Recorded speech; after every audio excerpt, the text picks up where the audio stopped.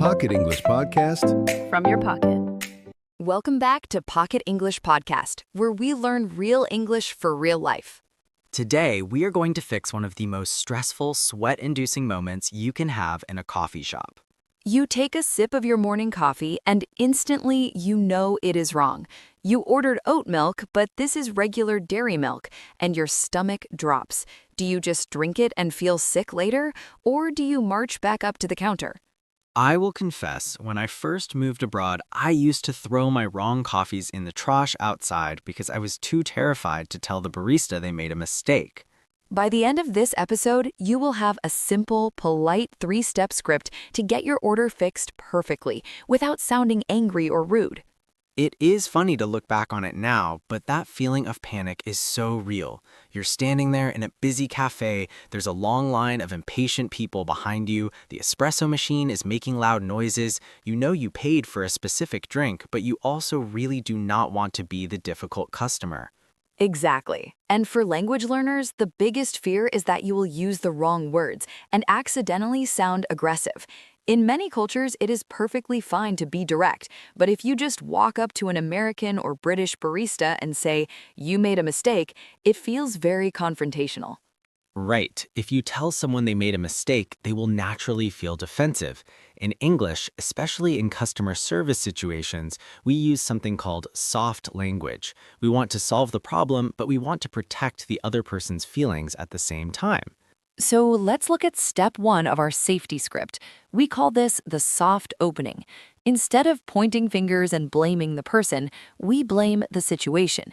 The perfect phrase to start with is, "Excuse me, I think there's been a mix-up." I think there's been a mix-up. That is a fantastic phrase. Emma, for our listeners who might not know, what exactly is a mix-up? A mix-up is a very common everyday noun. We use it to describe a harmless mistake or a small confusion. For example, if two people have the same first name at the pharmacy and the pharmacist gives you the wrong bag, that's a mix-up.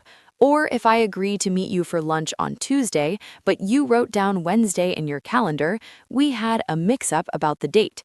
It means nobody is really angry. It's just a simple confusion that we can easily fix. That's right. When you tell a barista, "I think there's been a mix-up," you are taking the blame away from them. You are not saying, "You are bad at your job and you ruined my morning." You are just saying, "A small confusion happened." It instantly makes them smile and want to help you.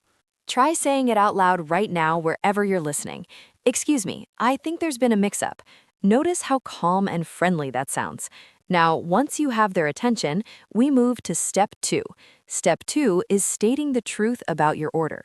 When you state the truth, you need to use the past simple tense because the action of ordering is already finished. But we are going to add one magic word to make it extra polite. The phrase is, "I actually ordered this with oat milk." I actually ordered this with oat milk. Let's talk about that magic word, actually. Why do we put the word actually in that sentence? That's a great question. In English, the word actually acts like a soft cushion. If I just say, "I ordered oat milk," it can sound a little bit demanding. It sounds like a strict teacher correcting a student. But when I say, "I actually ordered oat milk," it softens the correction. It makes it sound like a gentle realization. It really does change the whole feeling of the sentence. It's such a small word, but it does so much heavy lifting in social situations. You can use it anytime you need to correct someone politely. If someone says, "You're from Italy, right?" you can say, "I'm actually from Spain." Exactly. Now let's look at the vocabulary for a second. In our story, we are talking about oat milk versus regular milk. If you can't drink regular milk, you might need to use the word dairy-free. Jack, can you explain what dairy means? Dairy refers to any food that is made from the milk of animals, usually cows. So milk, cheese, butter, and yogurt are all dairy products. If something is dairy-free, it means it contains absolutely zero milk products. This is really important if you have an allergy. So, if you're lactose intolerant or vegan, you can add that to your explanation. You can say, "I actually ordered this with oat milk. I need it to be dairy-free." This gives the barista extra context, and they will usually apologize immediately because allergies are very important to get right. If you're enjoying this lesson and want to build your confidence in everyday situations, make sure you subscribe to the channel so you never miss our weekly speaking guides. Now we're ready for step 3. You have successfully opened the conversation, you've politely explained what you actually ordered, now you need to ask them to fix it. This is where we use our polite modal verbs. We definitely do not want to say, make me a new one, or give me another coffee. Those are direct commands, and they will sound quite rude. Instead, we use the word could. The best phrase to use is, could I get a new one, please? Could I get a new one, please? Or if you want to be even more polite, you can say, would it be possible to get a new one? Both of these use modal verbs to turn a demand into a gentle request. Let us focus on the pronunciation and the melody of that request. In English, how you say something is just as important as the words you choose. When we ask a polite question, our intonation usually rises at the end. That is so true. Listen to the difference. If my voice is flat and drops at the end, I sound like this. Could I get a new one, please? That sounds annoyed and impatient. But if I raise my pitch slightly at the end, I sound like this. Could I get a new one, please? It sounds warm, friendly, and understanding. Let us practice that together. I want you to listen to Emma and then repeat the phrase out loud, trying to match her friendly, rising melody. Go ahead, Emma. Could I get a new one, please? Now you try. Let us do it one more time. Notice how the word please goes up in pitch. Could I get a new one, please? Excellent. Now you have all 3 pieces of the puzzle. Step 1, the soft opening. I think there's been a mix-up. Step 2, stating the truth with our magic cushion word. I actually ordered this with oat milk. And step 3, the polite request with a rising melody.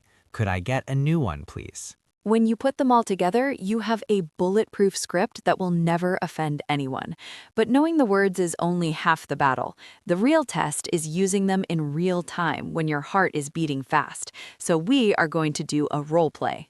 I love this part. This is where you get to actively practice. I'm going to set the scene for you. You're going to be the customer, and Emma is going to be the barista. I will guide you through the steps. Are you ready?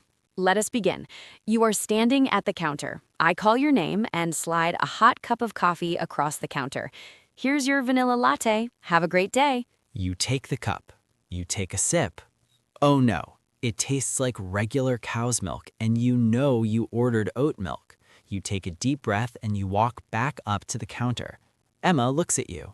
Oh, hi again. Is everything okay with your drink? This is it. This is your moment. Remember step 1, the soft opening. Tell her there's a harmless confusion. Say it out loud right now. Oh gosh, I'm so sorry about that. What did you get? Great job. Now for step 2. Tell her the truth about your order. Remember to use the past simple tense and our magic cushion word to keep it soft. Say it now. Oh, you wanted oat milk. I completely misread the ticket. That is entirely my fault. She admitted the mistake. Now for the final step. Make your polite request using a modal verb and remember to use that warm, rising intonation at the end. Ask her for a fresh drink now. Absolutely. I will make you a fresh, dairy-free latte right away. I'm so sorry for the wait.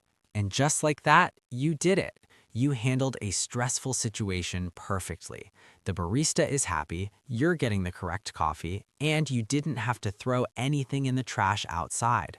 It really is an amazing feeling when you realize you have the power to fix problems in English. It takes courage to speak up, but when you use this script, you are guaranteed a positive reaction. I want to know about your experiences with this. Has a cafe or a restaurant ever messed up your order? Tell us your story in the comments below using this exact grammar pattern. Once I ordered X, but they gave me Y. For example, you could write, once I ordered a hot tea, but they gave me an iced coffee.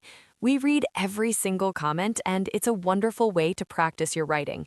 Thank you so much for spending your time with us today. And don't forget to leave a like if this script was helpful to you. Screenshot the vocabulary summary on the screen right now, and the next time a cafe gets your order wrong, take a deep breath and use your new script.